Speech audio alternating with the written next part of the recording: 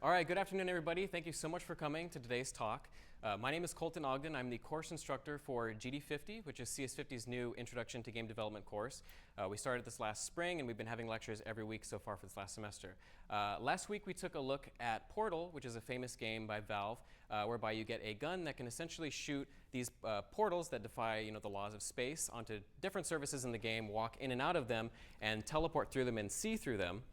And there are a host of interesting challenges associated with implementing a game like this. Now, last week we looked at a simple version of it in Unity, but today we are joined by Dave Kircher and Tajiv Kohli of Valve Software, who actually were on the Portal team and implemented all of the interesting sort of design and technical decisions that went about making it work and making it fun and believable. So without any further ado, this is the Portal Problems. Thank you.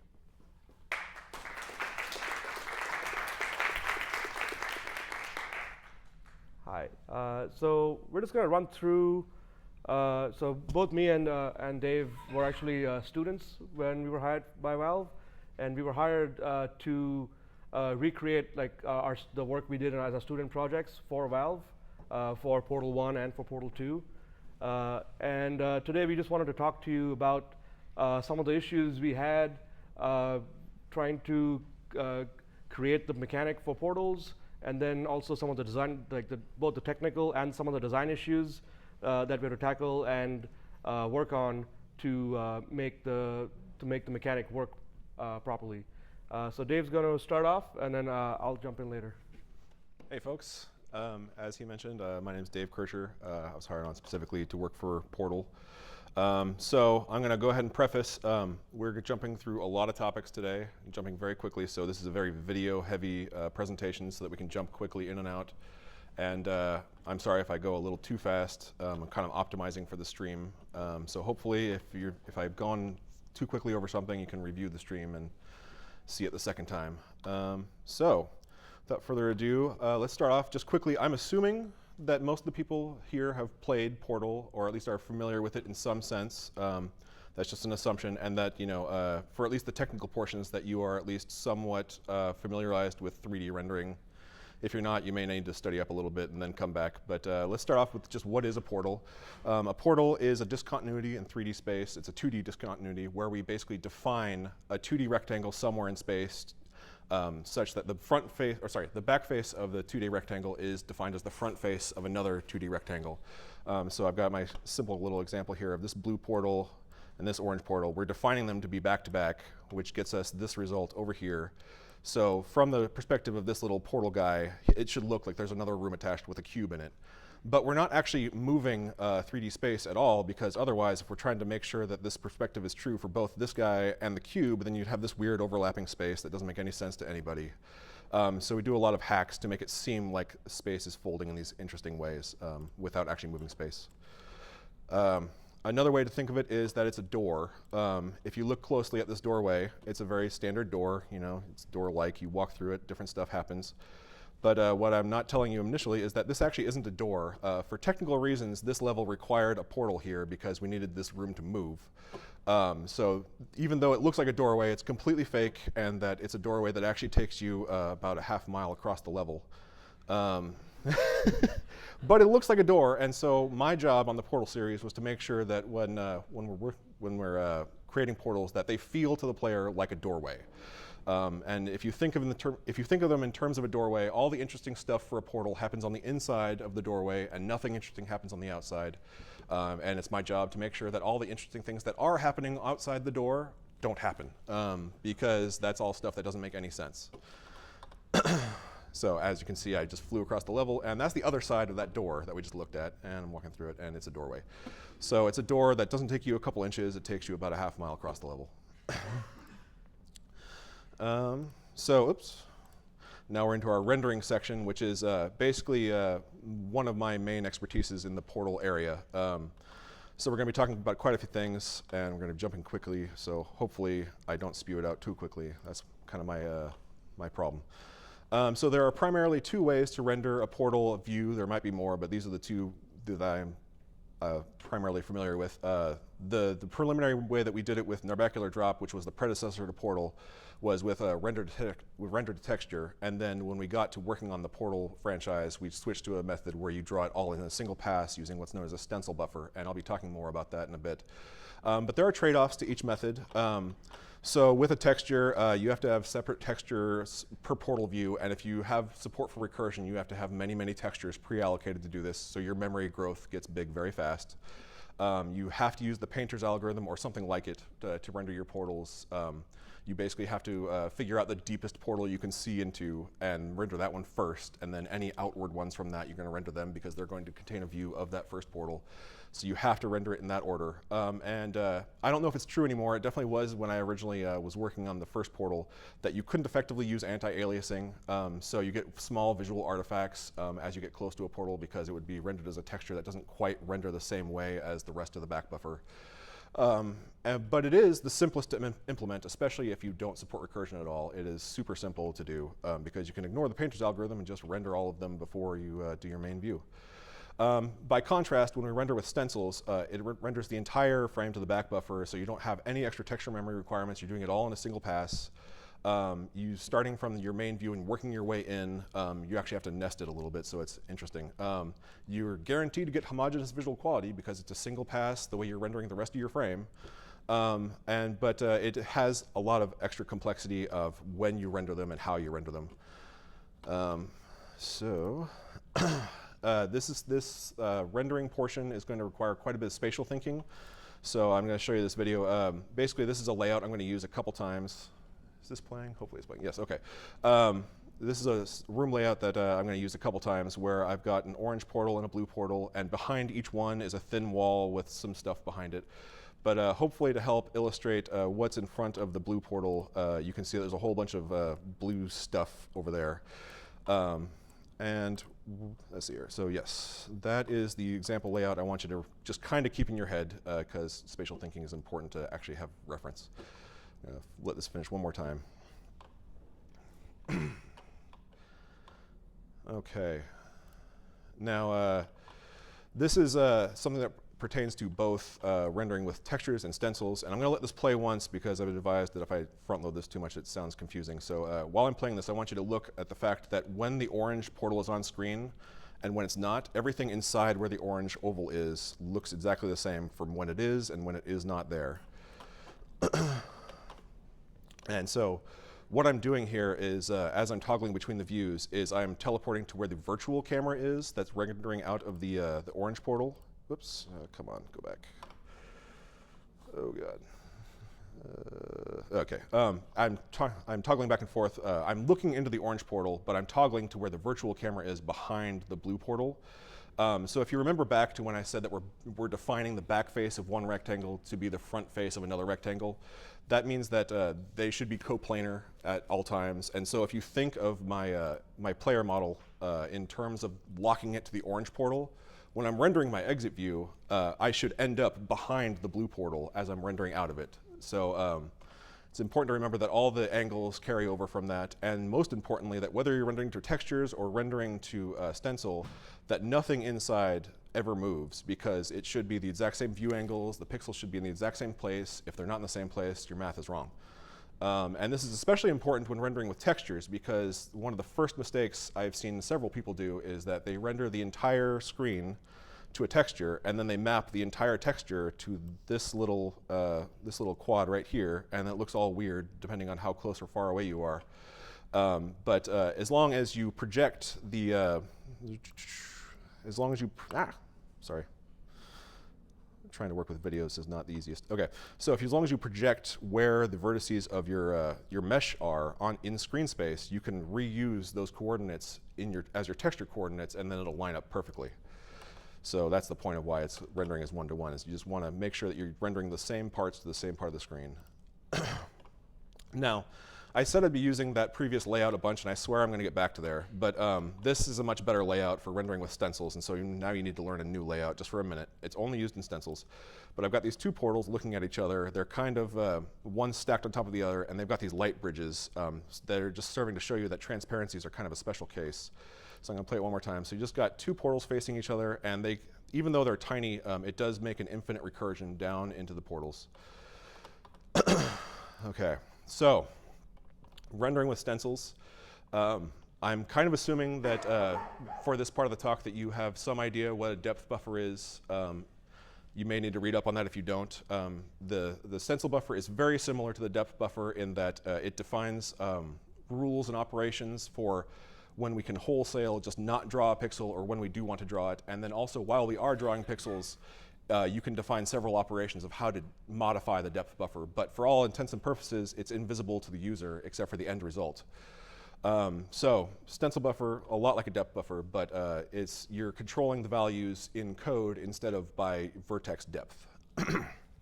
So before we render any scene using stencils, what we're going to do is we're going to clear our stencil buffer at the same time as we clear our depth buffer. We're going to clear it to all 0 values. And the stencil buffer we were working with Portal 1, I believe it only had 2 bits. I could be wrong. It might be up to 8 bits, but it's not a lot of bits. So we need to be very conservative with what values we put in there. So we're going to clear it to 0, so everything in it is 0. And then we're going to render all of the opaque objects in our scene, and that's where we get to the visual I'm showing you here. So you'll notice that none of the light bridges are here, none of the cool fancy window stuff is here. So all we've done is drawn all the opaque objects. And then we take a special detour to render a portal. At this point, we've rendered this oval here, and while we're rendering the oval, we tell the rendering system to increment the stencil buffer wherever we render a pixel. So while we're rendering, all of these pixels here go from 0 to 1, and that's an important bit. So we're going to be able to use that to tell the depth, to tell draw operations where to draw from then on. And then as soon as we've drawn the incrementing of the stencil buffer, we tell all draw operations from then on to only draw where the stencil value is 1. And we tell it to not modify anything. We're only drawing where there's a 1. And then we can basically just forget all about stencil buffers for a little bit and keep drawing. But at this point, if you've been following along with the depth buffer, we've already drawn this nice little wall behind the portal. So the depth is the same as this little quad here. And so the first thing we do is we render a full screen quad with depth at maximum value, which does really effectively make this a hole at this point. And if we were to continue drawing opaque objects and things like that, they would just show up in this hole. So then we start, after we've punched our hole in depth and we've required that all draw operations have this matching stencil value of 1, then what we do is we just start over in our main scene again and just draw it again. But this time we move our virtual camera. Just the same operation as I showed you in the rendering is 1-to-1. We just have to do a matrix transform such that we're behind the blue portal. And we draw it again. And so, let's see here, I think I have a magnifying glass. Boop. So you may notice that we're in, oops. Okay, I can't apparently zoom and use a laser pointer. So you may notice that the player model is there, and then the exact same setup as I had shown you before. It's the same set of quads and the oval again. And we do the exact same thing again. We tell it to increment. So all the values in this tiny little oval here are now 2. And then at that point we tell, okay, only render to pixels with a stencil value of 2. And then we can just ignore stencil buffers again. We punch the hole again, and then we recurse again, and we go into a value of 3. At this point, I'm going to get more into detail on it later, but we stop recursively rendering to stencil buffers because otherwise we'd draw a whole bunch of scenes that we're not going to actually see. We pull a little trick that I'm going to get into, but so as we've drawn all of our opaques, we would theoretically do our detour. We don't. And then we finish by drawing all of our translucent objects. And I know it's very tiny to see in there, but it'll become more apparent later. I think that's actually our rendering trick. And now we've actually drawn the translucence in that view. And I know this is very small, but it'll make more sense at recursion level 1. So as we draw our translucent objects, we're still all confined to drawing where stencil value is 2. And then once we are done drawing all of our translucent objects, we render the portal oval. Oops, sorry. I'm going to pretend that we're drawing to the big oval here because it's easier to see. We would draw another quad at this level, sort of like a window, telling it to decrement the stencil value back to 1. Sorry, need to take a step back. We need to replace depth so that there's no longer a hole there. So we draw the full screen quad with depth equal to the portal plane, while still restricting to the nested view, and then we decrement, sorry. So by the time we've done decrementing, that means all of these pixels inside this first recursion are now 1 again. Every single one of them is a 1 on the stencil value. So we can continue rendering the translucence from the first recursion, just like we did when we were doing the opaques. We can say, just restrict your drawing to all stencil value 1. And then we finish our translucence there. We do the exact same thing again while we're going back to the main view. We fix up our depth, and then we decrement the stencil values again. And then we just finish out our main scene. And now you have portals drawn using stencils. They required no extra texture memory whatsoever. So bouncing back to the scene that we had shown before this, one of the things that we had to solve pretty quickly is when you have some object in the middle of a portal, you have to be able to see it in 2 places at once. And the way that we do this is we literally just look up every piece of rendering geometry it uses, every texture, and replicate it and teleport it every single frame to wherever the original is. And while we're replicating, this object over here, you can see that it's slightly more in front of the orange portal. So basically the rules are defined such that whichever side of the object has its origin in front of the portal is the master, and the origin for this cube is right in its middle. And origin is just a term that we use to define like the one point in space that defines where this object is. So usually it's in the center of an object, not always, but so that means this is the real one, and this is our complete and utter fake one that we have to do for every single object that is penetrating the portal. Now, when we duplicate geometry, and whether we duplicate or not, we have another problem to solve. I'm going to let this video play. I'm going to be toggling a broken part on and off. So when the cube is not behind the wall, that's the fixed version. And when you can see it behind the wall, that's the broken version. So if you think about replicating geometry, we have replicated the entire model to this orange portal, which means all the stuff that is supposed to be in front of the blue portal is also sticking behind this wall, because once again, we have defined the 2 faces to be coplanar. So what we have to do is we have to use what's known as a clip plane to tell the rendering system, you know what, just don't draw any pixels if the mesh is on this side, this half of this half space. And we define the half space to be the portal plane. And we can turn this clip plane on and off as we're drawing objects inside the portal plane, and that's what makes it work. Otherwise, it would clip the whole world. I'm going to play the video again. It happens. So yeah, we're just telling it, hey, you need to just ignore every single pixel that's on that half of all of space. Don't draw them. And that makes it so it doesn't seem like it's sticking out the back in weird ways that people don't understand. Okay. Now, this is a very similar concept, something that we coined the term banana juice for, even back in Orbacular Drop, because it's just confusing. And I know you're asking yourself, what in the heck is banana juice? That doesn't make any sense. We decided to use a completely insane term for it because even our technical shorthand for describing the problem didn't accurately describe what it was. So we decided to use a term that it was obvious that explanation was needed. What we've got here is I've got my orange camera and I'm looking into the orange portal here. And that means I've got my blue camera, virtual camera here, looking out of the blue portal. And if you remember back to my example, we've got this geometry that's behind the blue portal, and it's between the blue virtual camera and the portal. And if we render that, it's going to look completely broken. So banana juice is a term to define this broken stuff that you would see if you were looking behind a thin wall. And I have a video of it here. I believe I'm toggling back and forth between views, just like when I showed you renderings 1-to-1. And that's me turning off the clip plane. This is what it would look like if we were in the virtual space and the clip planes were not enabled. And then I go back to our main view, and you'll see as I move around in a second that it looks completely broken, and it kind of breaks your brain if you don't understand what's going on. So that is banana juice. And you fix it exactly the same way as with the entity clipping. You have clip models, but what we do is, I'm going to replay the video here, is if you're watching, this entire part of the level is now clipped. So what we do is while we're rendering a virtual camera, we just clip the entire world behind the portal plane, all of it, everything that's back there.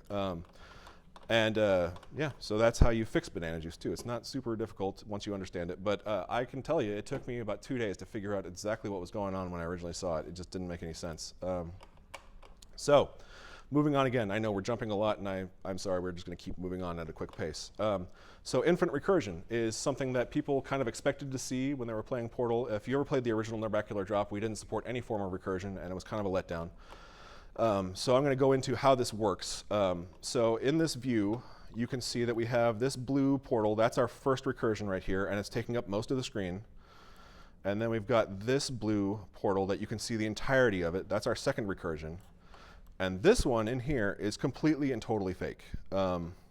So that one, there is no portal there whatsoever.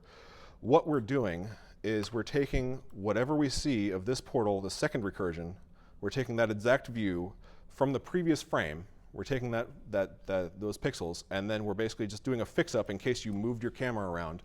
And we're applying the texture coordinates from the second portal to where the third portal would be.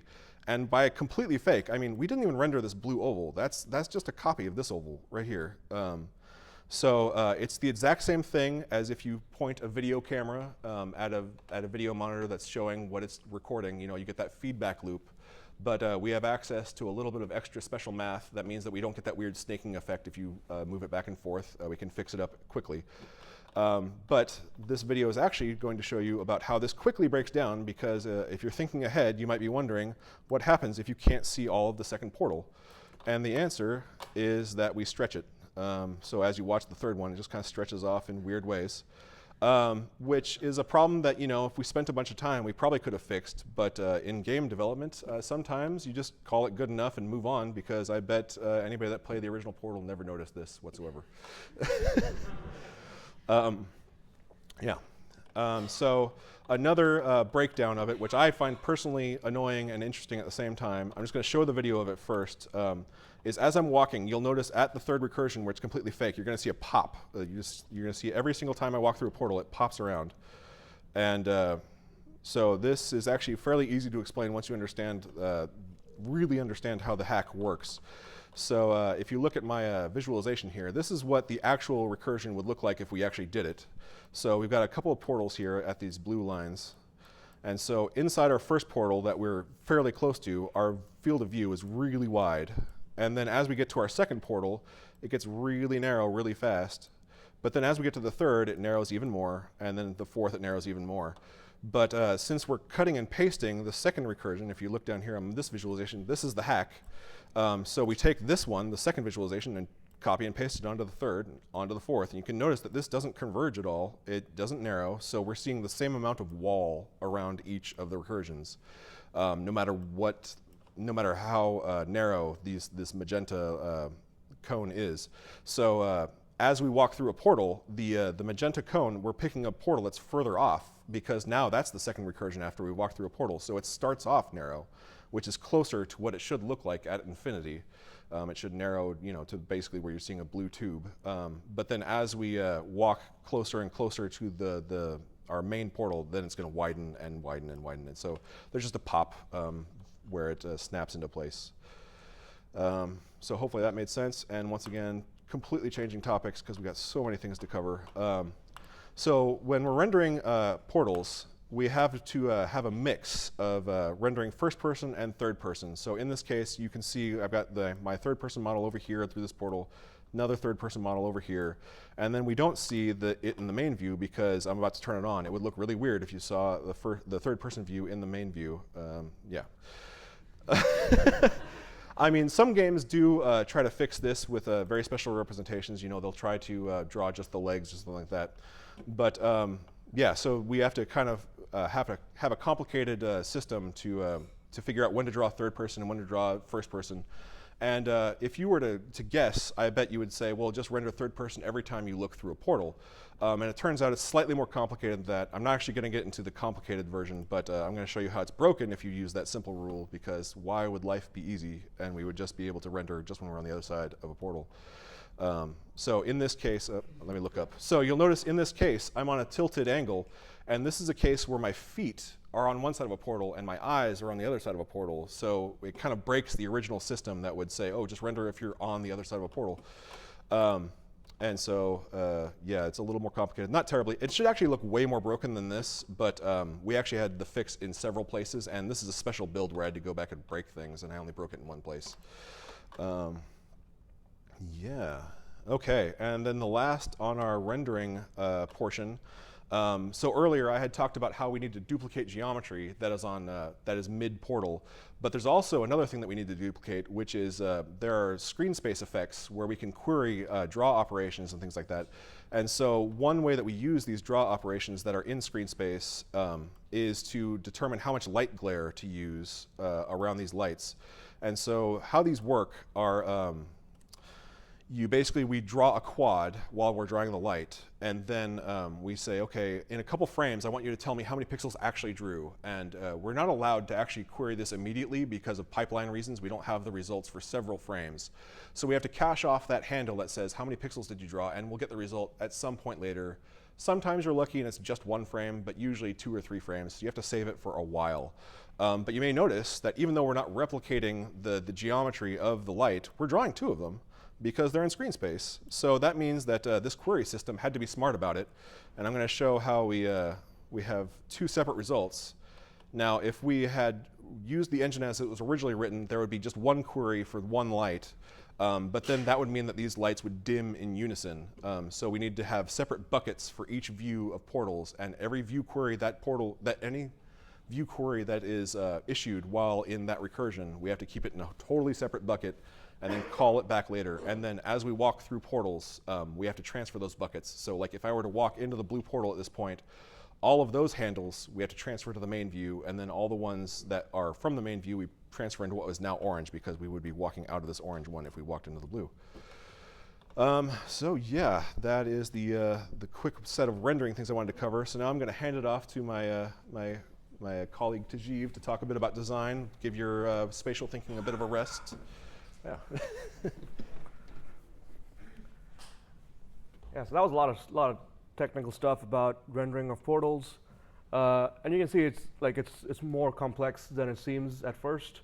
The naive solution seems like it'll get you most of the way there, but then as you start putting in more things in the game and more ways the player can interact with the game, you see there's a bunch of different complexities that you have to account for, and a lot of those complexities are not just in a technical sense, but also from a design sense. So I just want to talk through some of the issues that we came up with as we were making Portal 1 and 2, and some of the ways we tried to solve them. One of the first things I wanted to mention was when first coming up with the idea for portals, before figuring out if we should spend a bunch of time making this idea, like this new game mechanic that most people haven't seen before, what we did was Dave and his team made a prototype of Portal in a 2D game engine that is used in DigiPen while they were students, and it was made in the in-house DigiPen 2D engine. And you can see here that it's a 2D version of Portal, but it's still got all the basic game mechanics that are used in Portal. And it's like the main goal of doing something like this is to vet out the mechanics and to see if they're still fun at their core. And part of what you do here is you playtest, right? You make this simple prototype and you get other people to try it out and play it and see, hey, is this fun? Is this something that we should spend our next year working on as a proper 3D game? And the prototype, you can see, had most of the basic functionality there, and kind of vetted out the idea of the mechanic to take it forward. And as we take the mechanic forward, one of the first things that you realize is this is a brand new mechanic that people don't really understand, and you have to train them with how the mechanic works, and also train them with sufficient knowledge so they can use that mechanic to solve puzzles, which is the core of the game. And one of the things that we did is you have to have certain sections of the game where you can be sure that the player has the knowledge that they need to progress.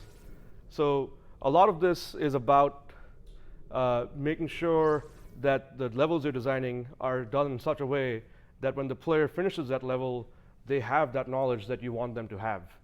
And one of the ways we kind of ensure that is through doing a lot of playtesting. And playtesting is something I'll talk about a little more as the talk goes on. But the basic idea of playtesting is just getting someone else to play the game. And that someone else could be your coworker who sits next to you, your friend, well, anyone else really, like anyone that someone you get specially to come play the game from outside the company. But usually it's just your coworkers, people that sit next to you, people that see you work on the game but don't know exactly what you're doing. And you just kind of observe them and see what they're doing, get some feedback from them, and then use that data and iterate on the mechanic. And you can see here, so this was a level in Portal 1. It was pretty early on this level, and you can see the portals here. The blue portal here is moving on a timer. It moves from one to the next to the next. And the idea of this level was, by the time players solve this, they understand that I go in one portal and I come out the other.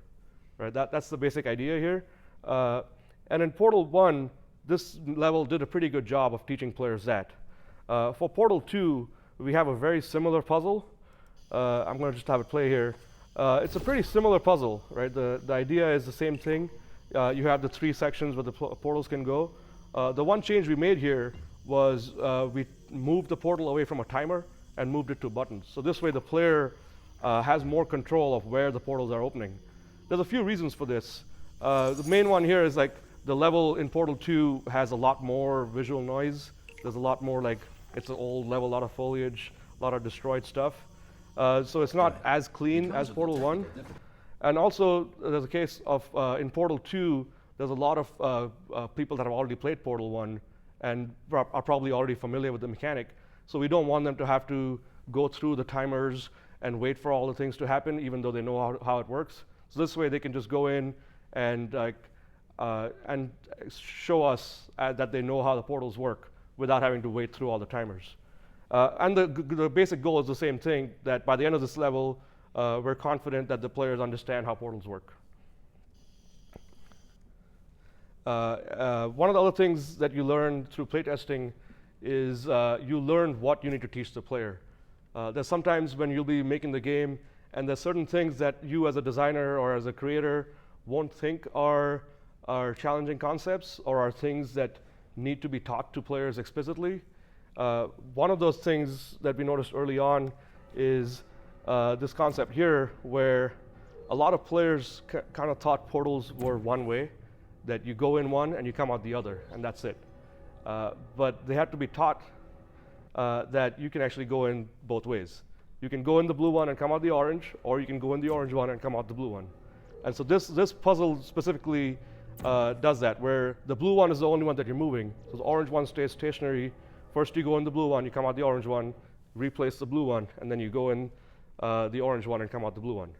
So the idea with this, again, is you have to figure, like through playtesting is how you figure out the different things, the different discrete small things that you need to teach the player, and then also try to figure out how to teach them in a way where they're figuring it out instead of you telling it to them.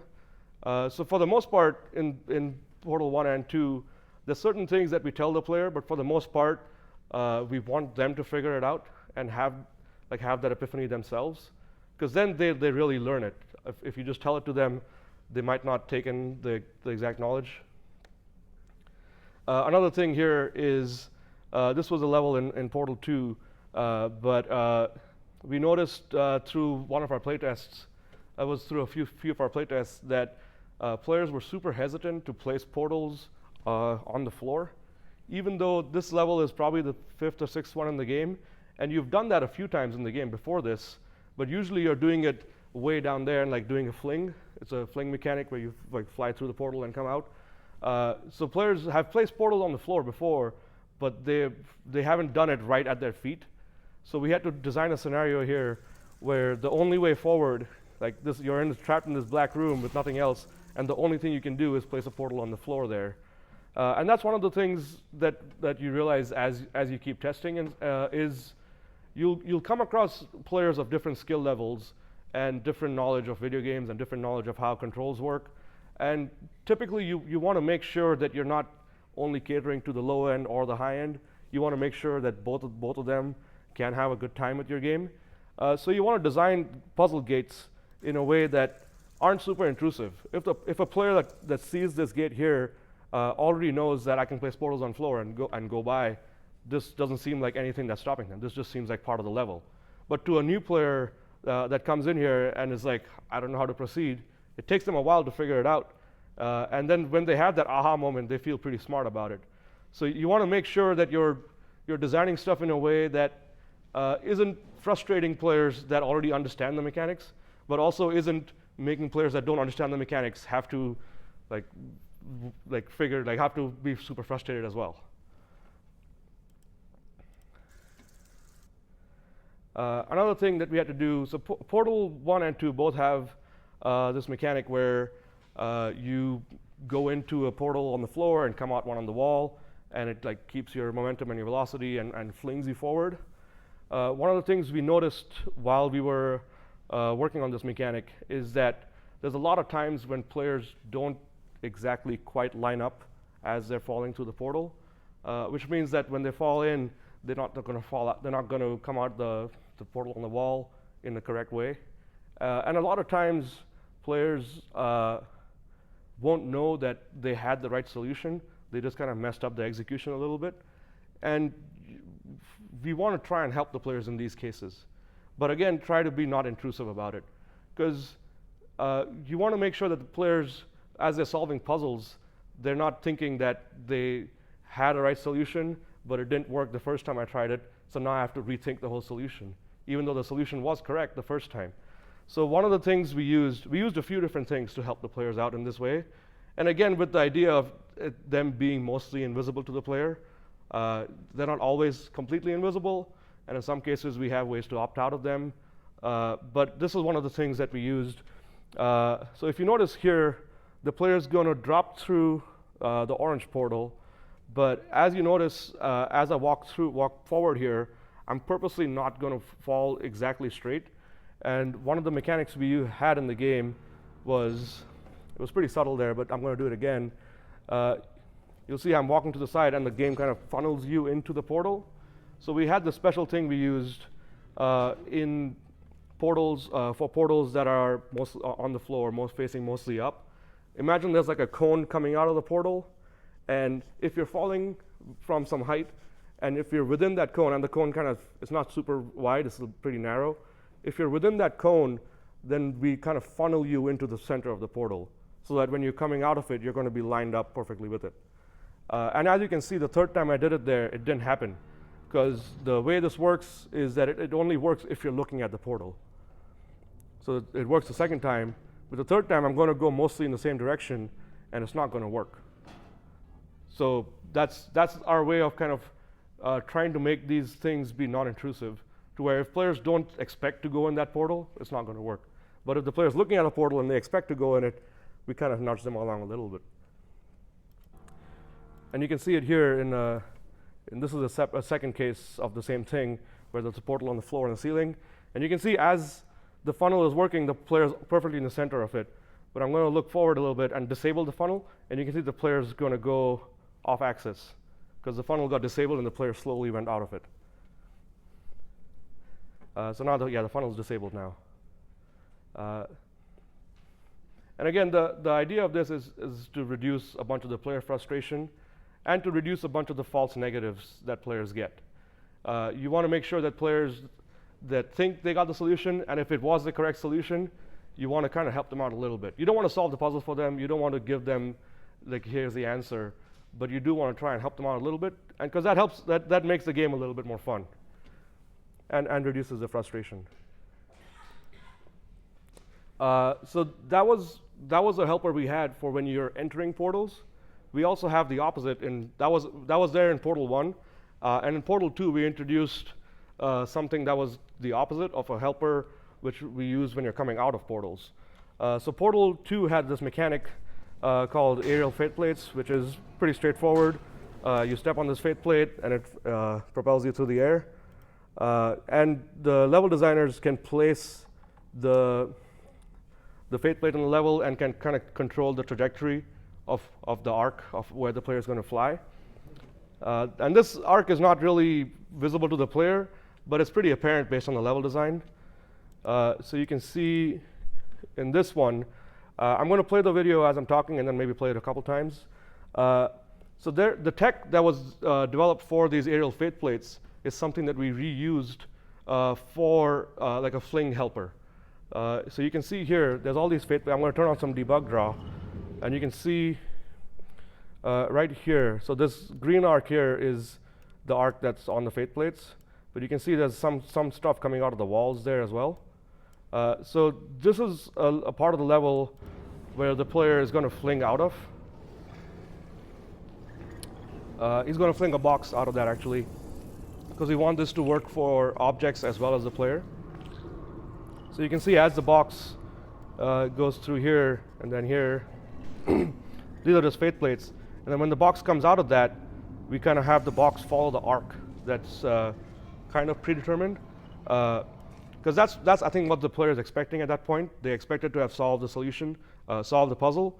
But the funnel, the trigger here just kind of corrects the arc to make sure that it's always going to go in the place the player expects. And we also have a case of the same things working for the player. So you can see here there's two different arcs that are coming out because we've kind of doubled up the triggers over here. The way these triggers worked in the game is they won't always enable when the player touches them. They require a minimum velocity threshold. So the player has to be doing most of the work, right? So the player has to have figured out a way in the level through the puzzle design to get that velocity.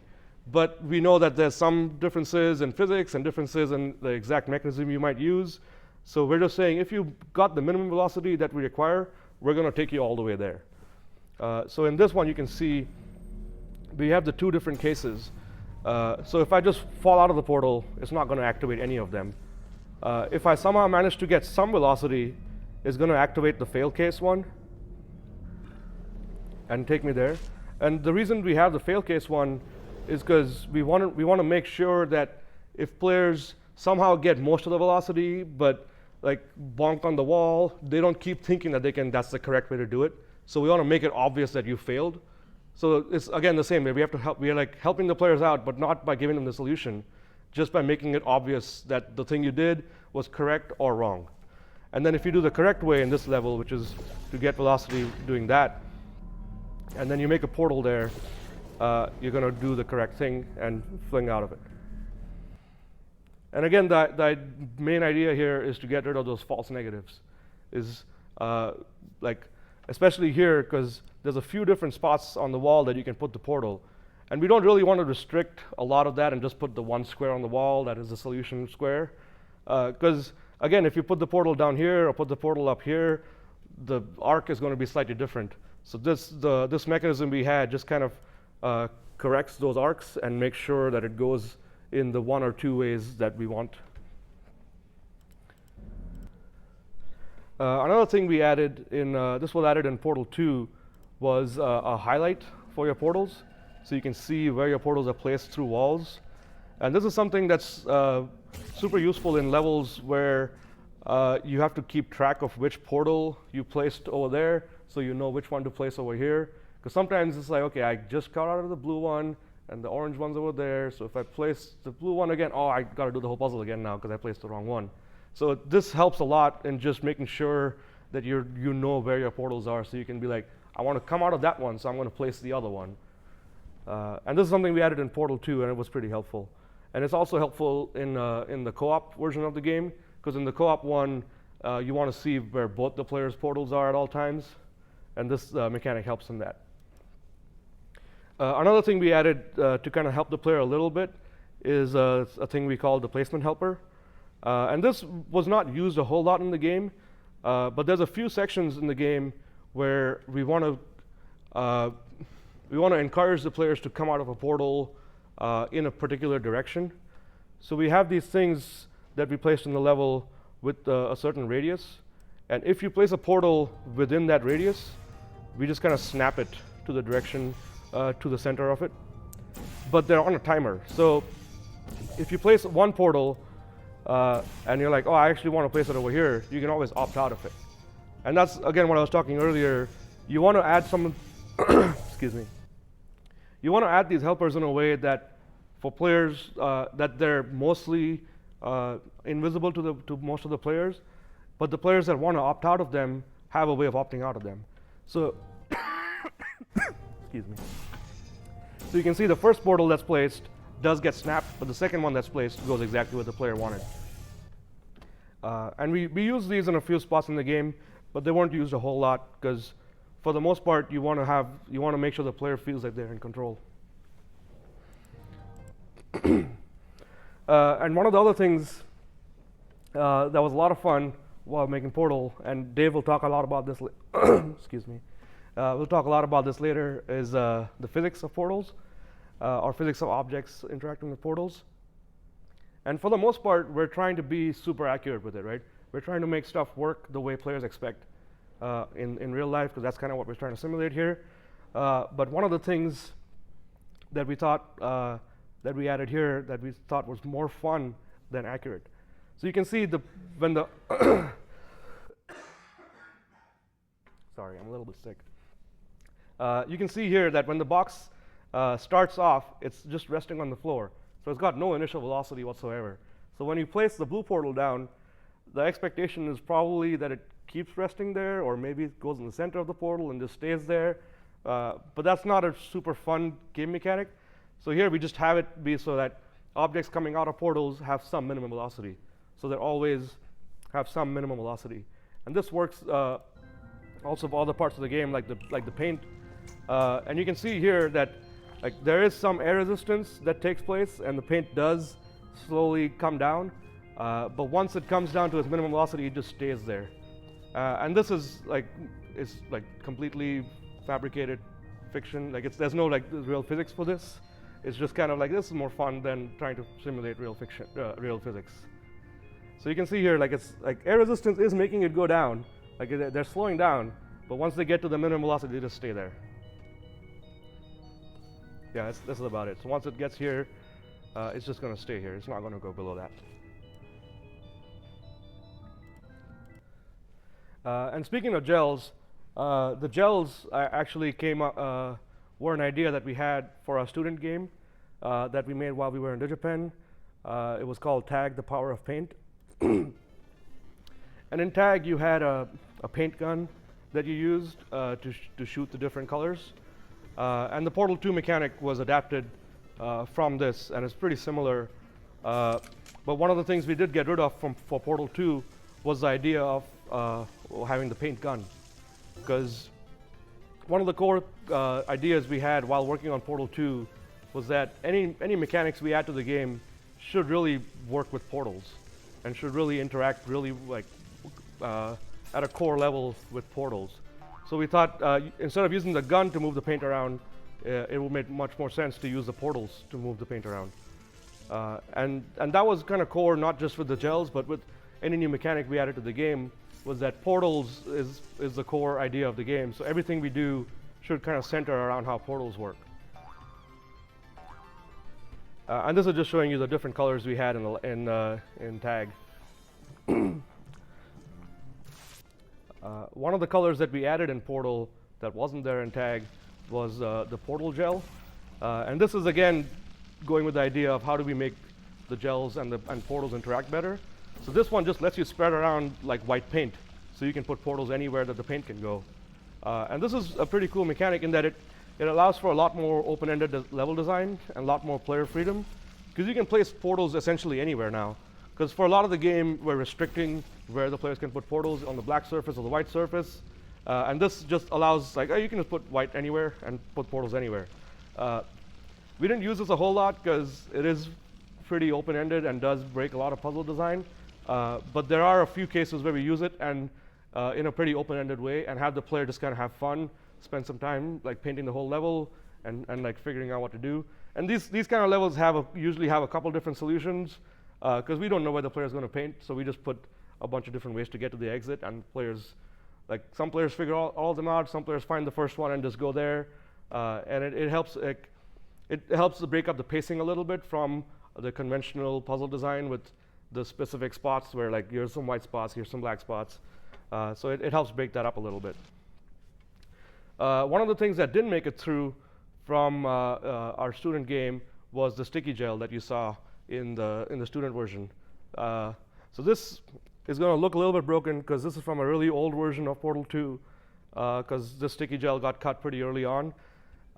And you're going to see some stuff here that doesn't really make sense, but just go with it. So you can see like we use purple instead of blue here. So you can walk on walls and stuff, which is pretty cool. So here you can see there's blue paint coming out of there, but you can't see the actual paint blobs because they're invisible for some reason. I couldn't figure it out. But you can see the actual paint on the walls, on the floor. So this is just an idea of the kind of puzzles we were trying to come up with using the sticky paint. There's an extra portal gun for some reason, just ignore it. This is a really old version of the game. So this is the kind of puzzles we were trying to come up with of combining the different paint colors and portals together. But we did end up cutting this feature though. And there were a few different reasons. One of them was obviously it is quite disorienting. You can see like going up a wall and like trying to figure out where the ceiling is, where the floor is, especially in a lot of these levels where they're mostly just black and white. It gets pretty disorienting, and we had more than a few playtesters complain about that. But the other big reason that we cut it is because it didn't really interact well with portals. You don't really want to walk into a level and have the pots already placed for you, and like there's no real good way to make a pot on the entire wall without having to place the portal like 50 times. And also it didn't really interact well with the portal player physics and portal physics, and Dave will talk some more about the player physics through portals. And this is one of the things that you can see. So we had a paint gun for a little bit, but we ended up cutting it. So you can see I'm painting the wall over here, and I'm going to walk on the wall. But as I enter the blue portal, you can see like, oh, it's just not letting me go through. But if I go to this way, it works. And that's just one of the things that's like, well, we got to solve this. We can't ship like this. We got to solve the problems. And we spent some time trying to work on these issues. But at some point, you realize that you're not guaranteed to solve these problems no matter how long you spend on them. So at some point, you got to just be like, okay, I don't want to spend an extra month or two trying to fix these problems, not knowing if you'll get there. And plus, there's other reasons why the mechanic isn't working out. So let's just stop working on this and work on other stuff instead.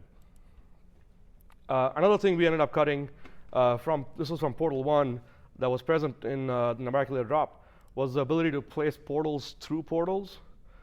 And it's a pretty confusing thing. And that was the main reason we cut it, because most players just thought it was way too confusing. Because you're placing the blue portal by looking through the orange portal here. So the blue portal is, like, he's pointing through the orange portal here and placing the blue portal over here, because the other blue portal is behind him. And it's just like, it's too confusing. And also, there's not a lot of puzzle design that you lose by disabling this feature. The thing you do gain is like players aren't getting super confused, and also you're not necessarily cutting a bunch of puzzles that you can't make now. So this feature got cut as well. And this is something that we didn't really cut, but we stopped using in Portal 2. That was used a little bit in Portal 1, was the idea of a double fling. And I'm going to show it here. So double fling is basically placing a portal while you're falling out of a portal. And it's one of those things that like it works pretty well. And it's a pretty cool mechanic. And it was used in a few spots in Portal 1. A couple puzzles required, like this puzzle here, requires you to do this double fling. But one of the things we noticed was a lot of players have difficulty in executing a lot of these super high precision movements, even though they know what the solution of the puzzle is. So players will walk in this room and figure out like, okay, I got to do this, I got to do that, and it's going to work. But then a lot of players have trouble like walking out of a portal, making a portal quickly, and like it adds a lot of stress. And we wanted to move away from a lot of the Twitch movement-based stuff and towards more of a kind of, aha, I got it, that kind of stuff. And once you get it, we don't want you to spend a bunch of time in like making sure you get the precise movements right. So this feature, we didn't really cut it. It's still a mechanic that works in Portal 2, but none of the puzzles in Portal 2 require it anymore. And once we added the level editor, a lot of the puzzles people are making do require it, and a lot of players like it. But it's not something that we thought we wanted to make sure, make everyone have to do. And another thing that we changed from Portal 1 to Portal 2 was these energy balls. These energy balls at the time, I mean, part of the reason we used them in Portal 1 was because they were there in Half-Life, and it was an already created mechanic that we had that we could just crib from them.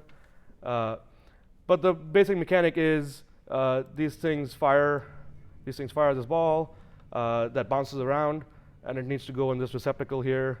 It's under my gun right now. It needs to go in this receptacle here, and once it goes there, it finishes the puzzle.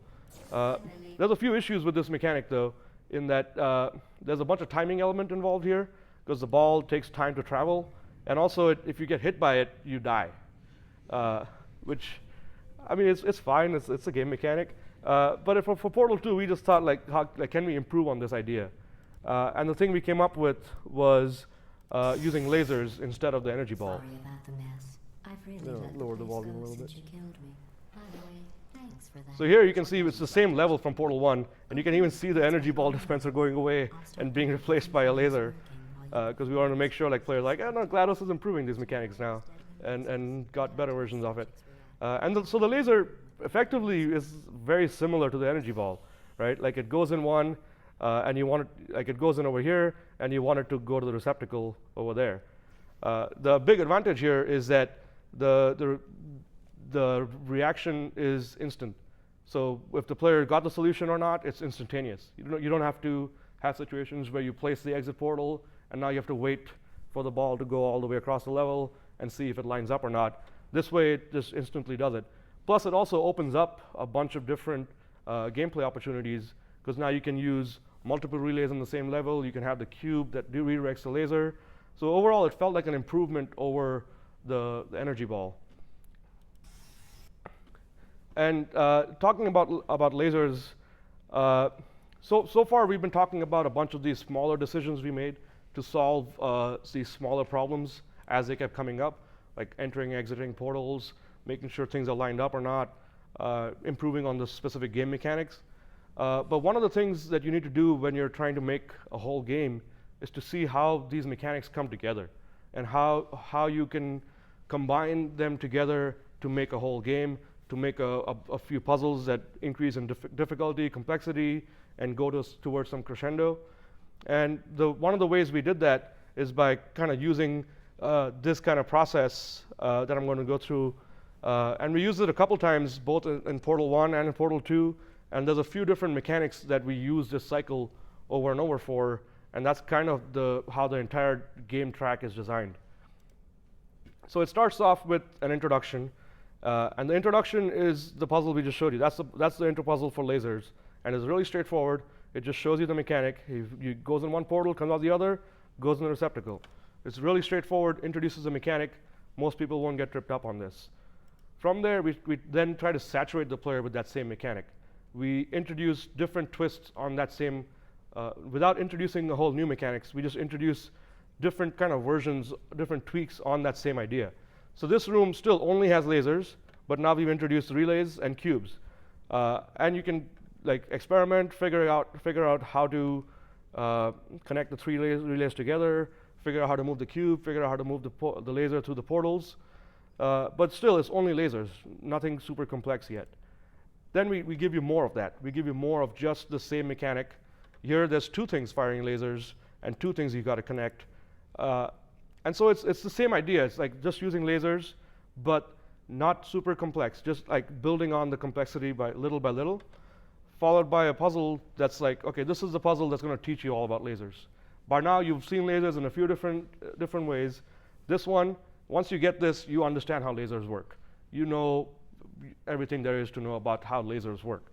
So this puzzle here, there's two cubes and three things firing lasers, and on the other side of the puzzle, there's three things you got to connect them.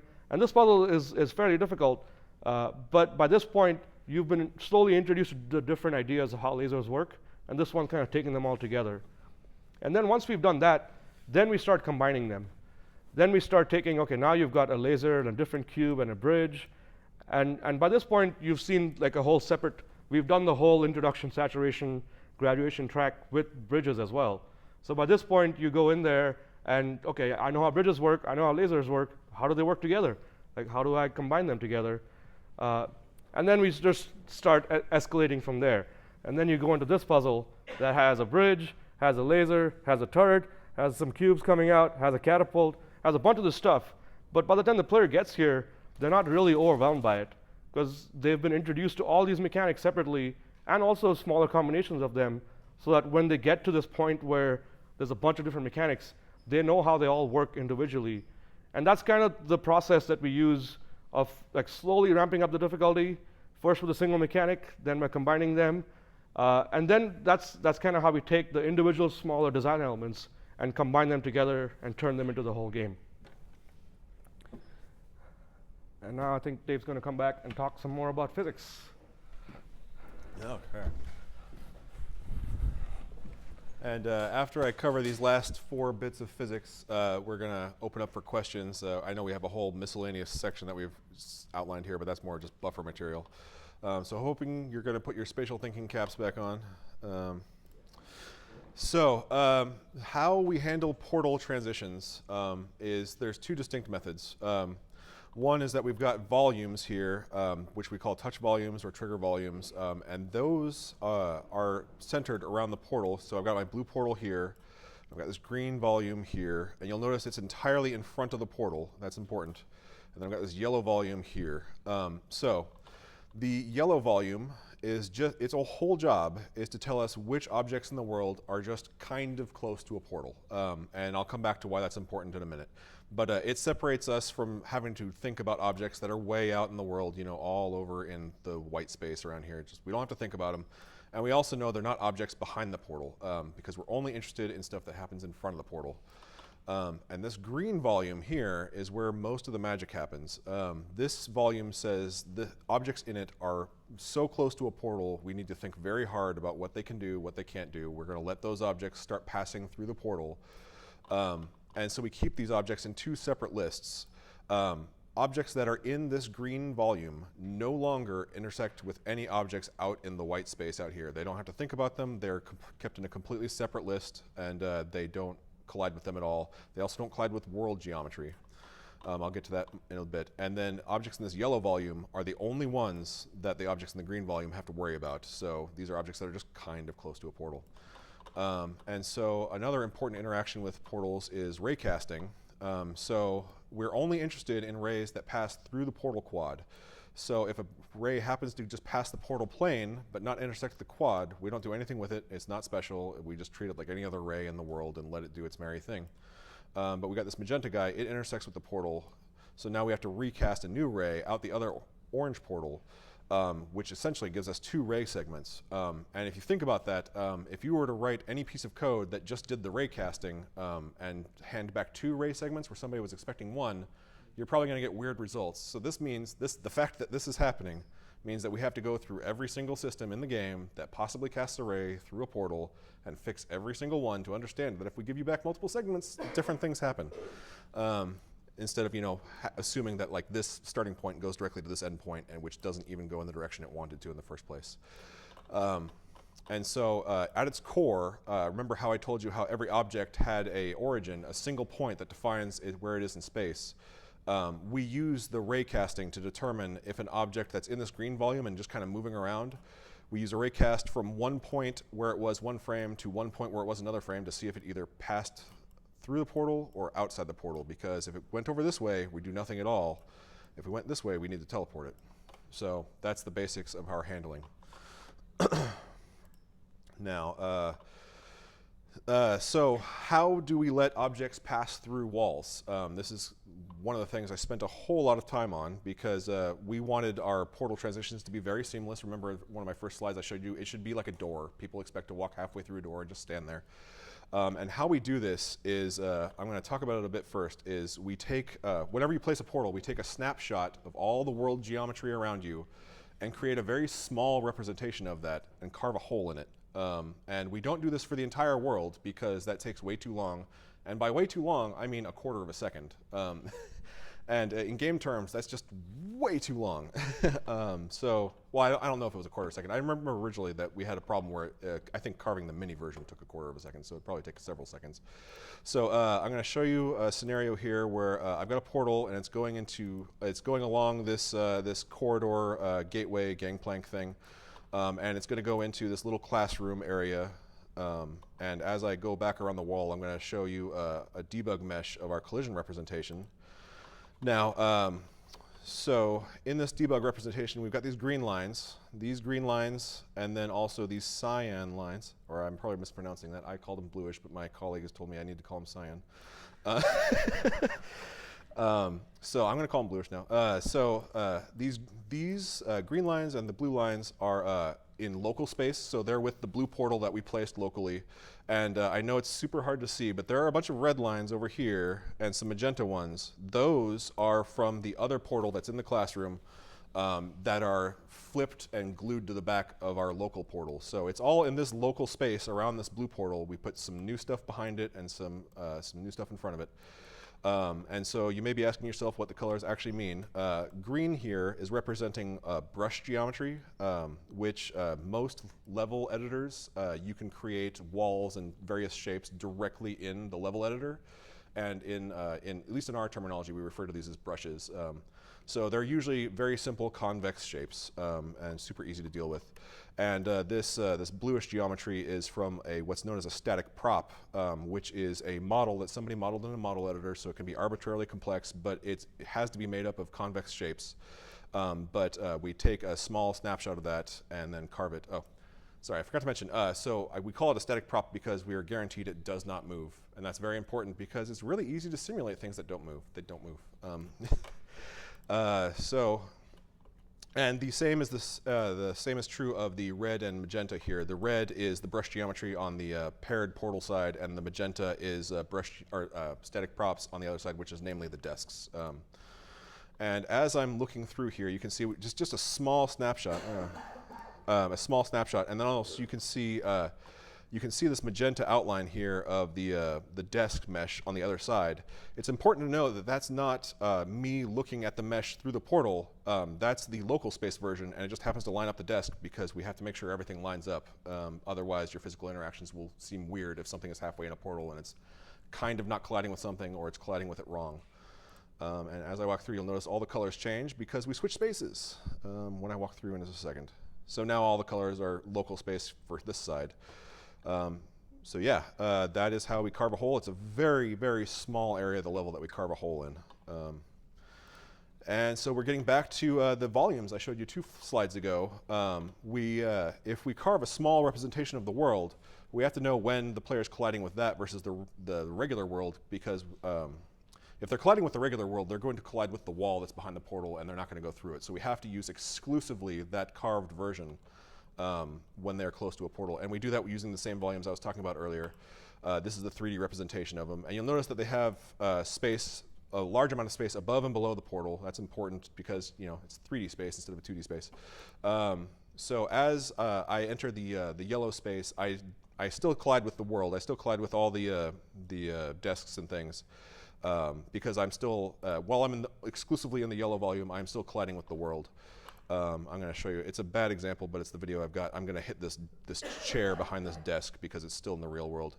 And then as I transition into the green volume, I am exclusively colliding with our carved version of it, which, well, that wasn't a bad frame to cut. If I happen to look back in the portal, which side is scrubbing? Okay. Sorry. So if you happen to look inside the portal, you might be able to see it. I know it's super hard to see, I'm sorry, but we did carve a hole. There's no geometry right here to stop us going in, and since we're exclusively using this new mesh, we're allowed to just go through that space. Okay, so more importantly than static geometry, which doesn't move and is super easy to physically simulate, we have dynamic props and things that move, specifically, in this case, boxes. So the way we model this is very similar to how we did with geometry. We're going to be duplicating everything, and I'm going to show you by walking near the portal. So this blue box that just appeared is my player my player physics object that's replicated from this orange portal to the backside of the blue portal. And this is using a system known as a physics shadow. At least that's what our system is. I'm not really a physicist. That's just what we call our representation of it. So I mean, I haven't dealt with many physics systems when I talk about that.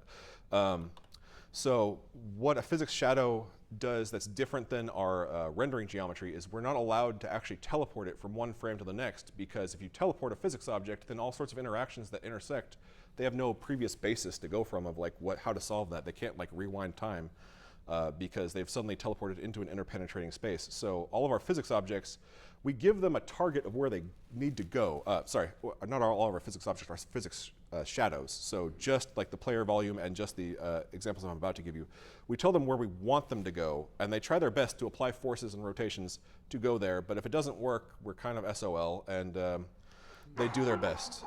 So I'm replicating that for the player over there, and we're also going to replicate it for the cubes in a second once I get around to placing them. And so it's important to note that we're not really solving the discontinuity in space because that would be way too hard, at least for a person of my skill level. What we're doing is we're saying each side has this cube over here is the master of its physics, and this cube over here is the master of its own physics, and this cube over here is just trying to replicate whatever this guy is doing. So they don't quite line up, but they work well enough, and in game development, good enough usually goes a long way. So as I'm using it, you might notice they don't quite work super well, but you can see that I've got this representation over here. I'm pushing it in my virtual version, and it's all lining up kind of. And yeah, that's how we do it in Portal. So I'm going to go ahead and tell you that I'm really glad that we didn't have levels with more than 2 cubes, because if you try to do this with a train of cubes, 3 or 4, it breaks down horribly. And this last little bit is me just showing you that we're not intersecting with anything in the back of it, because we're not inside the green volume or the yellow volume, because we're behind the portal. It's really important to manage your lists of what can interact with what when we're faking holes in space and overlapping space. I spent a whole lot of time on this. And I think that is the end of our physics material. So we had some more miscellaneous filler material, but it looks like we ran over a little bit of our initial time. So we're going to open up for Q&A now. We might get to our miscellaneous material later, but yeah, if anybody's got questions, now would be a good time. Yeah, sure. Go ahead. Could you talk a little bit about how lights interact with the portal for just lighting up objects, and like would you get shadows in the portal? So originally I had a slide on that, and The question was about lights. oh, sorry. Yes, sorry. The question was how lights interact with portals and shadows and things.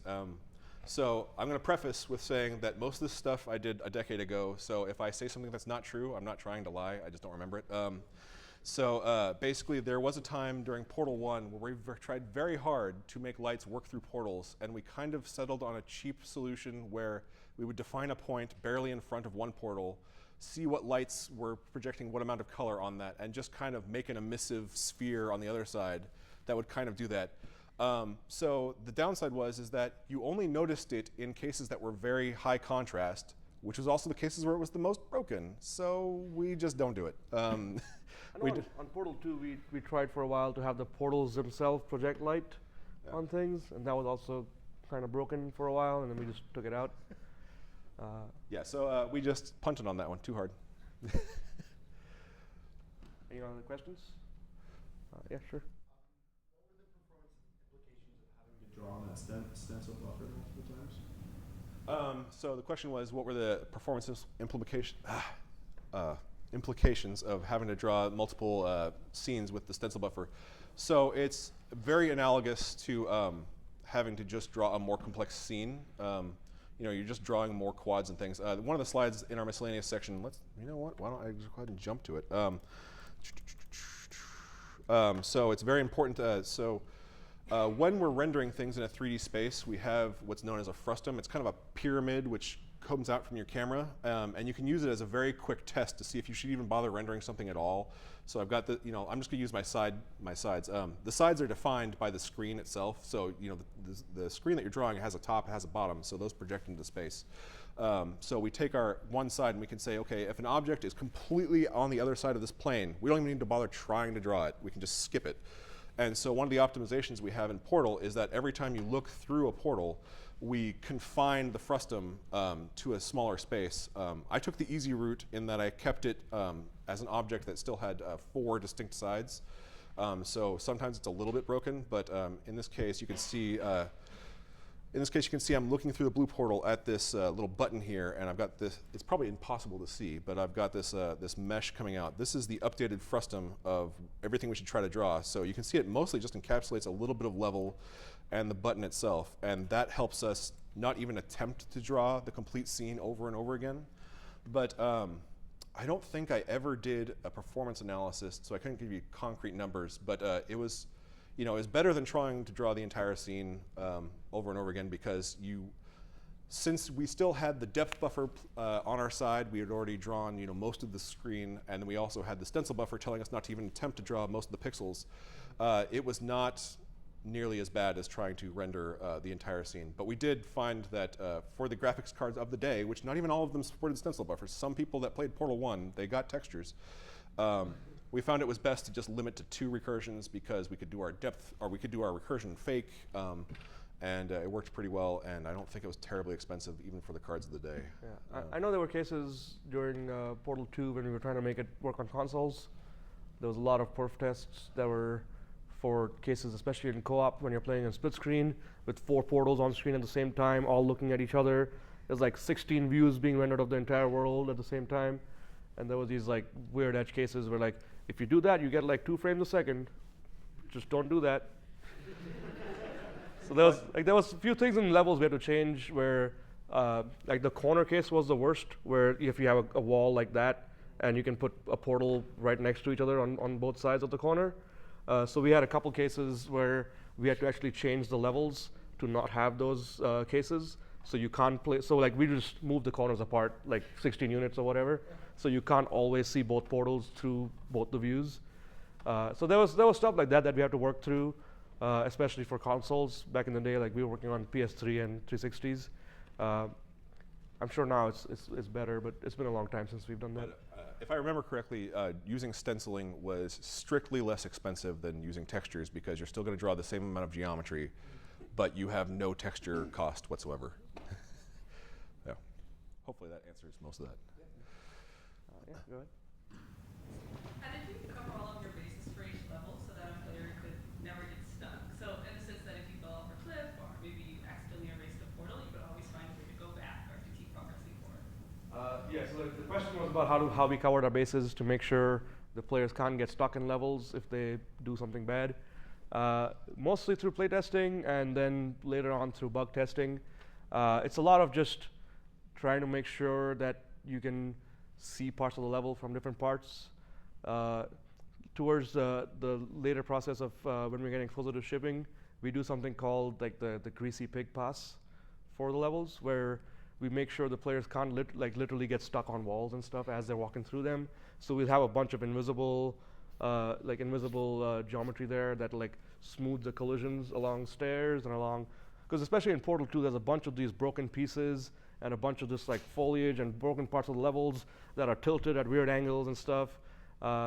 And it's like, for the most part, we left them as is, but a lot of cases we had to go in and put invisible stuff everywhere to make sure that like the wall might look like it's broken up into like 15 different pieces, but the player's just colliding with the flat plane. It's to like make sure that those things don't happen, where the players don't get stuck in spots. And there's also a bunch of level design work that goes around in making sure, because we have to take care of the opposite as well, right? You have to take care of like, well, we got to make sure the player can't see the exit portal from the start of the level, so they can't just portal and get to the end. And so like doing that process helps with what you're asking as well, because if you can make sure that the exploits aren't there, that you're also getting rid of cases where the player can get themselves in a bad spot. And so it kind of works itself out through the course of development. You don't go in starting to make a puzzle or making a level with that in mind a whole lot, but as you start refining it, things get tweaked and things get tuned. Some things might be have to tweak for like perf reasons, like, hey, this doesn't work on PS3. So you gotta be like, okay, I gotta fix this, and like tweak the puzzle a little bit. But then once you tweak the puzzle, now you gotta do the whole testing all over again, because like, all right, now I can't just put a portal place over there, because now you can solve the puzzle without doing any of it. So there's a bunch of work that has to go in from that one. And it's important to note that as we get closer to shipping a product, more and more of our dev team switches to playtesting. And we have some very smart and mischievous people that specific question of like, how do you make sure you don't get stuck is on the checklist. It was on my checklist, at least, of like, I am going to make sure I can't get stuck. I'm going to sit in this level for about half an hour and think long and hard about how to get myself stuck. And if I can't do it, then pass. Yeah. Anyone? Yeah. Was there anything that you would have liked to have pursued but didn't due to either time constraints on shipping or like the limitations of graphics cards of the day that you thought about but for whatever reason couldn't do? The question was there anything that we didn't pursue for various reasons before shipping? I can't think of anything. I think I was pretty happy with what we produced. Most of the things I focus on were bugs that we shipped because, once again, getting back into shipping mode, as you get closer to shipping something, you want to touch the code less and less and less. Even if you know that the fix is going to work 100%, it'll definitely work. It might break something new.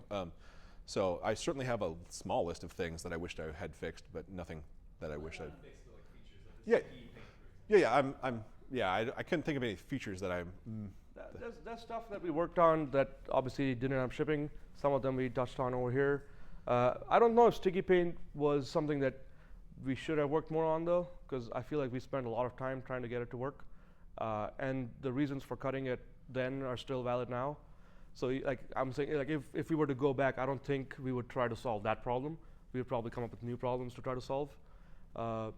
We did have like another thing we tried was, I think we tried it after the game shipped for like a DLC expansion, was reflection paint. So it was paint that would reflect the different elements of the game, so like reflect lasers or reflect light bridges.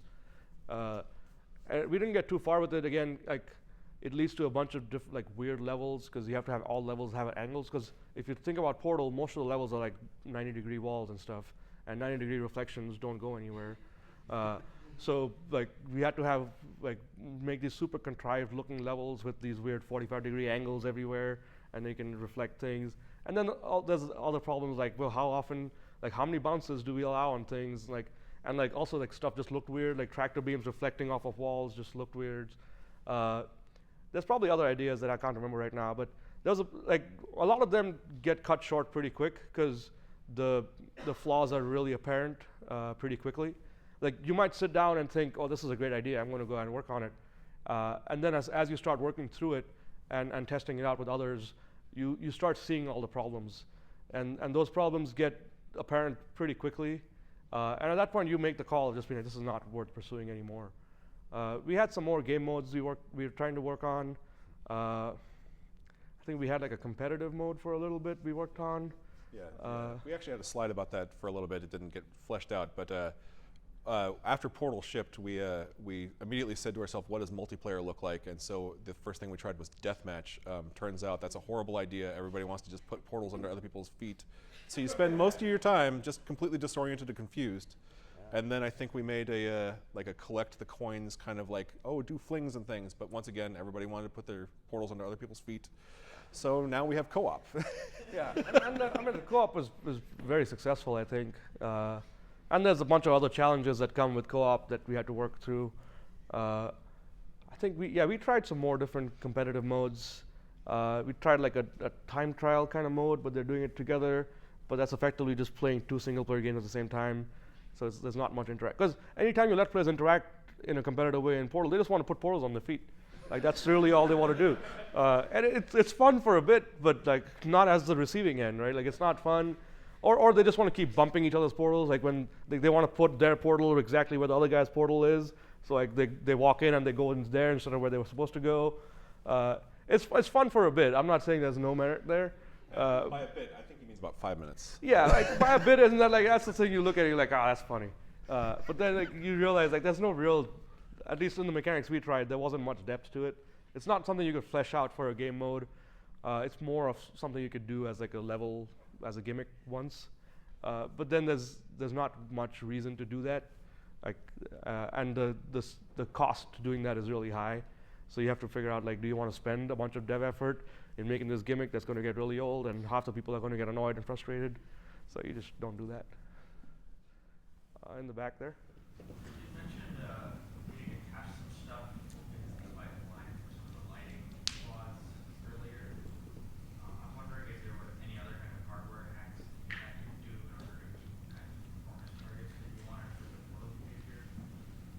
So the question references how there were some pipeline restraints on the pixel queries, and if there were any hacks that we had to do to meet performance. I believe you asked. Any other stuff we did. Yeah.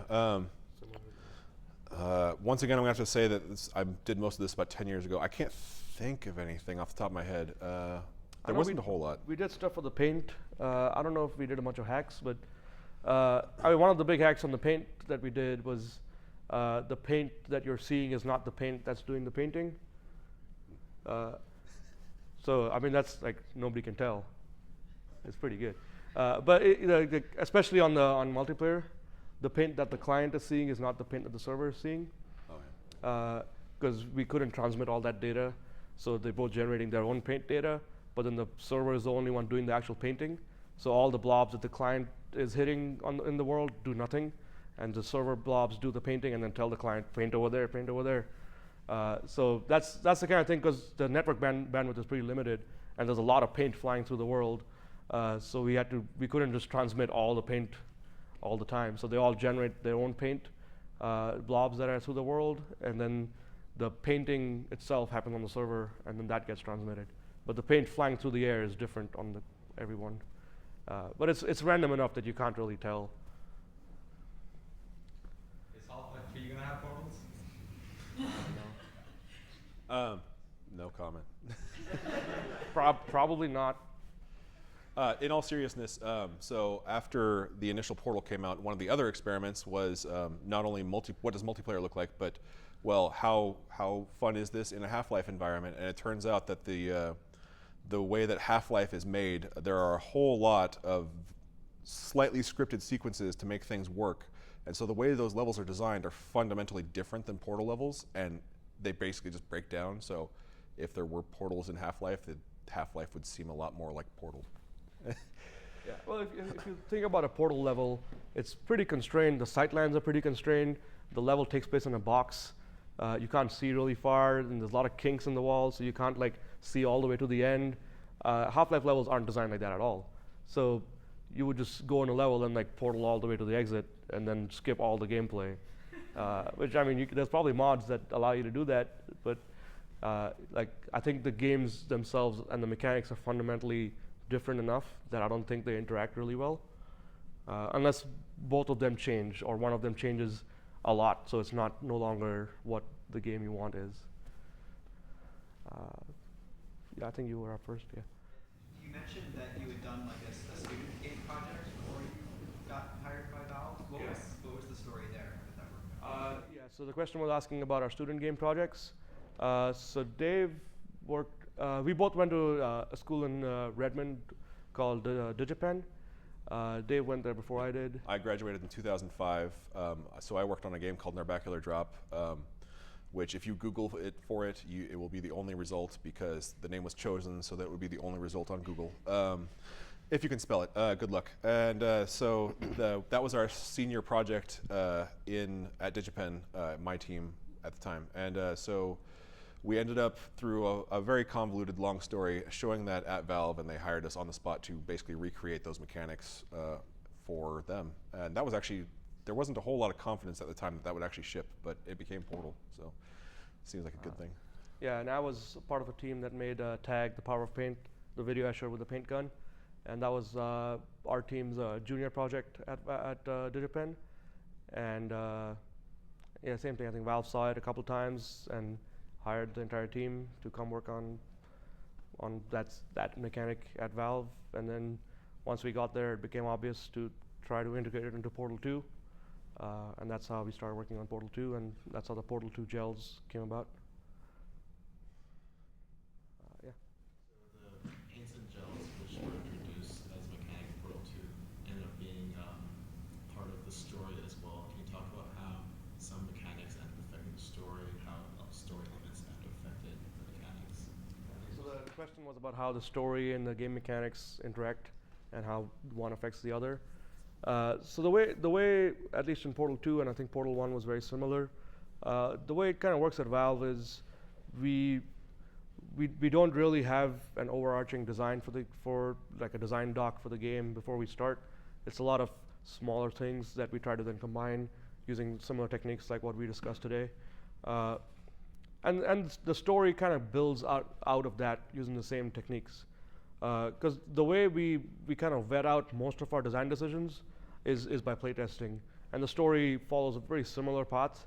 But you don't really want either one to override the other, because if you see the game, like if we have a team that made a bunch of puzzles for the game that haven't been very playtested, and then like the writer comes in and does a bunch of writing for it, and then you realize 3 weeks later that half these levels aren't shipping anymore because they didn't test well, then you made a bunch of dependencies that don't really work. Portal was lucky in that the puzzles themselves are compartmentalized, as like you enter the elevator, or you exit the elevator, you do a puzzle, enter the elevator. So they're all pretty compartmentalized. And a lot of the writing that was done for it was essentially just jokes. So a lot of those jokes do fit in to most of the puzzles. So the puzzle can change and the joke can just be inserted into it. But for the overarching story of the game, I think that required a lot more collaboration.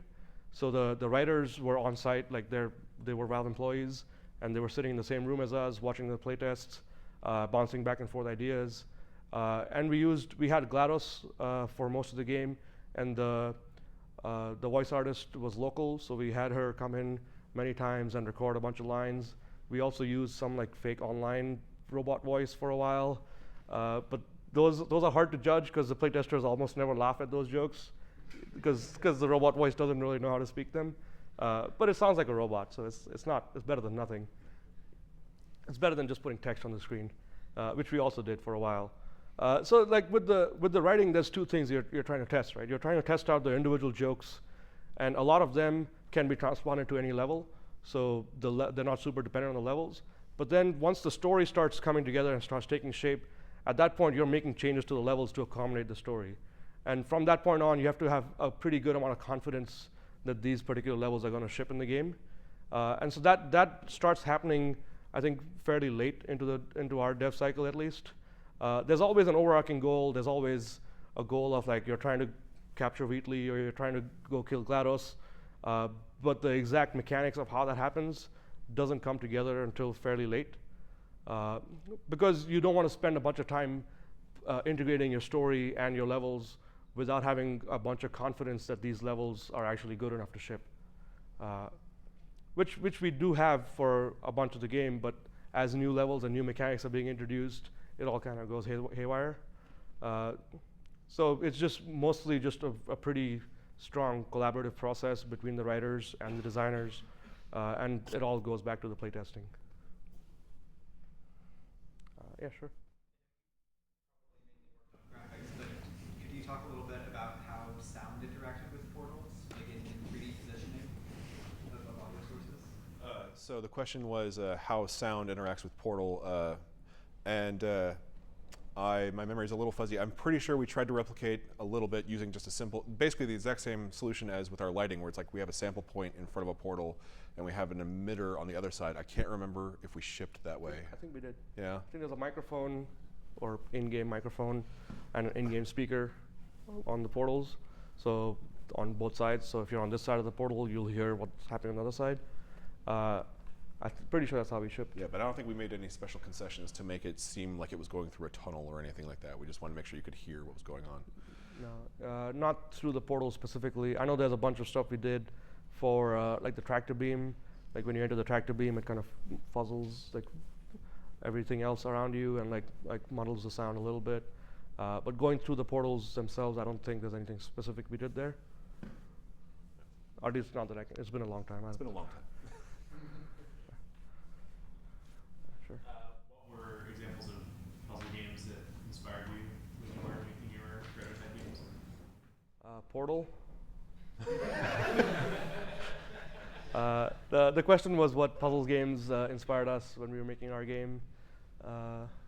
I can't think of a strong inspiration. I'm mostly a code guy, so I didn't do a whole lot of the actual like puzzle design. But when I'm thinking back, we didn't have a whole lot of sources to draw on because it was a fairly new concept in general.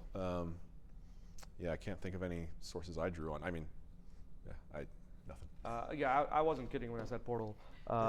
When we were making Tag, I think Portal had come out a year or two earlier before that and was really good and like a big success. And we were trying to learn from how they were teaching the players different things. And that's one of the biggest things we took away in our student game was like, how do you teach players different mechanics?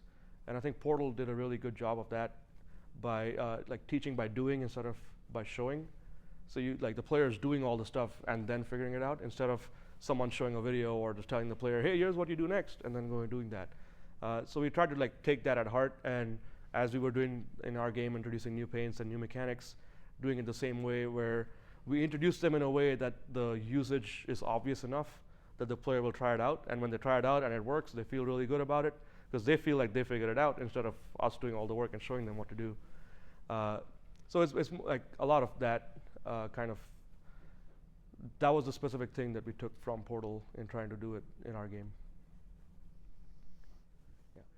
How many people did it take to create these two games, Portal and Portal 2, like across the different, I guess, like functional units, between like development and like writers and everything else? So the question was about how many people it took to make Portal and Portal 1, Portal and Portal 2. Portal 1 was a pretty small team for the most part. Yeah, so Portal 2 started as the 7 people that worked on the Portal student 1. game. Yeah. Sorry. Portal 1 started with the 7 people that worked on Narbacular Drop directly transplanted, and then we started working fairly early with 2 writers. And we were leveraging other people at Valve to answer questions and help us hit the ground running as far as how to use the engine. But it was mostly just those 9 people working day to day. And then Portal 2 ballooned quite a bit. Portal 2 was a much bigger team. By the time I joined Valve in 2009, I think there was already a pretty big Portal 2 team. They'd already had a few of the mechanics figured out. The game was pretty different from what we see now. But at that point, it was already maybe 10, 12 people. And then like it slowly increased. Like we were 4 of us that got hired for our paint game. So we joined that team, and then I think by the end of it, there were probably close to 40, 50 people working on it. That was towards the very end because we had to ship on 2 consoles and PC, and we had a whole co-op mechanic, and there was a whole co-op campaign being worked on separately, as well as single-player one. So it was a pretty big team by the end of it, much bigger than Portal 1. And the game itself, I think, is much bigger than Portal 1 as well. I think the single-player campaign itself is probably more than twice as long. Yeah, I remember. And then the campaign, the co-op one is probably also that big. I remember in Portal 1, we would have to do frequent integration testing, and I think I got my playtime on Portal 1 down to like 45 minutes, and Portal 2 was several hours. Yeah. So it's a much bigger game, so it took a lot more people. Yeah. How does the game engine that you used compare to like Unity? Is it more like straight up C programming, from scratch, or is it a lot of the drag and drop stuff you see? The question was, how does our game engine compare to something like Unity? For both Portal and Portal 2, we used Source, which is our in-house game engine. And it's very different from how Unity works. So the way Unity works is mostly kind of like a WYSIWYG editor. Like what you're seeing in the editor is the game, essentially. Like all the entities and stuff are loaded. Obviously, more stuff gets loaded at runtime. But what you're seeing is what you're getting. Whereas the way Source works is it's got a bunch of these discrete tools that make stuff. So there's a level editor, which is where you make your level. And then you import that into the game, and you run the game separately. And what you're seeing in the level editor is not what you're seeing in the game, because a lot of the entities and stuff don't translate to the editor. A lot of the lighting and stuff has to be pre-baked. Unity has some pre-baked lighting as well, but in the way it worked in Source is, I think, it's a combination of a bunch of like discrete tools for each different aspect of the game. So like there's a separate particles editor, a separate model editor, a separate editor for like VO and the face poser, and the separate level editor. And then there's a game engine that like takes the compiled versions of all, like compiled outputs of all those things, and then puts them in the game engine and combines them together. And then all the code is pretty much exclusively C++. I don't think there's really anything else. There might be a couple, like handful of things that are not, but all the tools are C++, all the game engine, all the runtime code, it's all C++. Source 2 is a little bit different, but still going forward on that front. Like, I'm not trying to do what Unity is doing. Because Unity is more of, you're running scripts, C# scripts, and then you're just compiling them while the editor is going, and like rapid iteration and stuff. Source doesn't really have that same model of working, but the advantage is that like we control all of it, and then the ceiling for what we can produce is theoretically quite a bit higher. So there's trade-offs to it, and also we make all our tools and all our engine stuff in-house. So, and we're the primary customer for it, like our games. So we're not trying to do what Unity is doing and trying to service to anyone out there who wants to make anything. And Unity has like thousands of people working on their engine, and we have quite a few orders of magnitude less. But like I think we're aware of all the trade-offs we're making. We're not like trying not to do what they're doing. We're just seeing, and we're learning from them too. In Source 2, we've taken a few cues from stuff like Unity and stuff like Unreal, trying to be more user-friendly, even to our own customers, like internal employees. But it's not like the way of working is very different between Source and Unity. Anyone else? I think we're good. All right. Well, yeah. Thanks again for having us.